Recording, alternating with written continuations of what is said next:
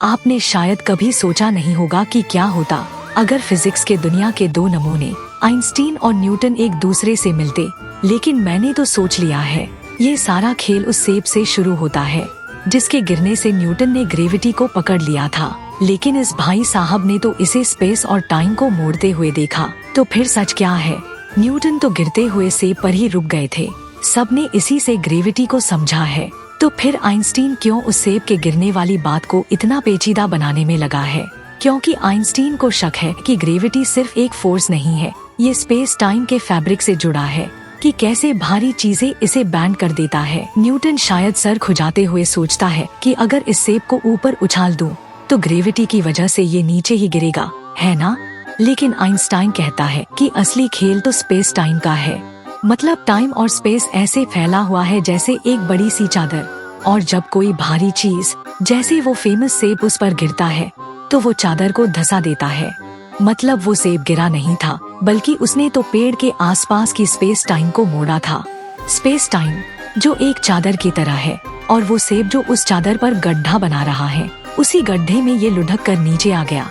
मतलब वो गिरा नहीं, अपने ही बनाए हुए रास्ते पर फिसल गया। बिल्कुल सही पकड़ा, यही तो रिलेटिविटी है।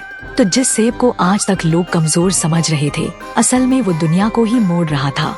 जब से वो सेब गिरा है, तब से ग्रेविटी लोगों को नीचे ही ला रही है। ग्रेविटी से एप्पल का फोर्स समझ में आता है, और रिलेटिविटी से यूनिवर्स की सारी फोर्सेस समझ में आती है। अब न्यूटन आइंस्टाइन की बातों से फ्रस्ट्रेट हो जाता है। तुमने कहा सब कुछ रिलेटिव है, और लोग मान भी गए। पर रिलेटिविटी तो सिर्फ एक थ्योरी है, पर ग्रेविटी एक फैक्ट है। लेकिन आइंस्टीन को शायद अंदाजा नहीं कि ये एक ऐसे आदमी को अपना थ्योरी समझाने की कोशिश कर रहा है जो सोचता है कि पेड़ से गिरता हुआ सेब ही दुनिया का सबसे बड़ा रहस्य है। क्योंकि जब वो सेब गिरा था, तब किसी के पास लाइट की स्पीड वाली आइडिया जो नहीं थे। वैसे भी वो सेब लाइट की स्पीड से नहीं, अपने स्पीड पर गिर रहे थे। न्यूटन के दिमाग में बस यही चल रहा था कि यहाँ कोई तो फोर्स होगी जो उसे नीचे खींच रही थी। उस वक्त न्यूटन के पास वो एक ही सेब था, वो भी सर पर गिरा हुआ। आइंस्टीन के रिलेटिविटी समझने के लिए जिस लेवल के फिजिक्स चाहिए, वो न्यूटन के जमाने से बहुत दूर थी। E=mc²। वो क्या होता है? एनर्जी, मास और लाइट की स्पीड का एक रिलेशन जो ये दिखाता है कि जब भी कोई चीज चलती या बदलती है, उसमें एनर्जी पैदा होती है। भरोसा नहीं हो रहा तो अपने सेब को स्पेस में गिरा कर दिखाओ।